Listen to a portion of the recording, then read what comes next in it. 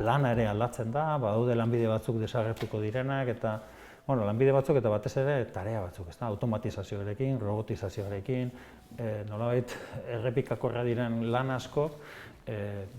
automatizatu egingo dira, onerako eta txarrerako, eta gero beste batzuk ere sortuko dira. Orduan ikusten dugu, negozioak aldatzen dira, lana aldatzen da, eta askotan gure ikaste prozesuak ez dira aldatu. Eta guandik ere, badaukogu ikaste prozesu oso tradizionalak, eta oso epeluzekoak, oso orokorrak, ez daudenak lanean dauden pertsonen transizio pertsonal horiei laguntzeko pentsatuta. Nahi duguna da, bai finanziazio aldetik, finanziazio fondo bat sortu birkualifikaziorako, nahi duguna baita ere orientazio profesionalan egin, landu,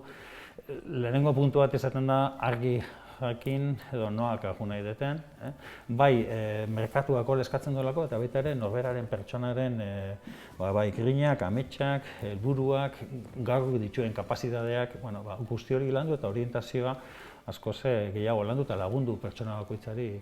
horretan. Eta gero dago beste hirugarren zati hau, dela nahi dugu ekarri bai unibertsitatea eta bai lanbide eskolak, ez begiratzea bakarrik eren denbora osoko ikasleei, baizik eta lanean dauden jendeei eta nola garatu ikaste soluzioak, hori da pixkate proiektuaren izena. Iaz hasi ginean lehenengo plataforma bat sortu genuen, Mugi Digitalera izena du, plataforma horrek, eta hasi ginean lehenengo eduki bat hor ere garatzen, batez ere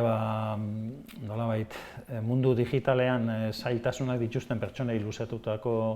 lehenengo eduki bat jarri genuen, konexio digitala ditu diogu, eta horiei pare bat edizio egin ditu, eta orain nolabait egiten ari gera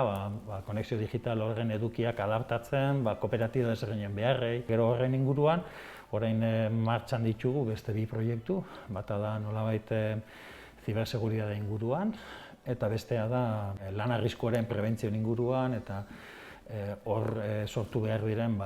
birkualifikazio beharrak, eta bai almazenetan, hor ofizio desberdinak daude, eta horri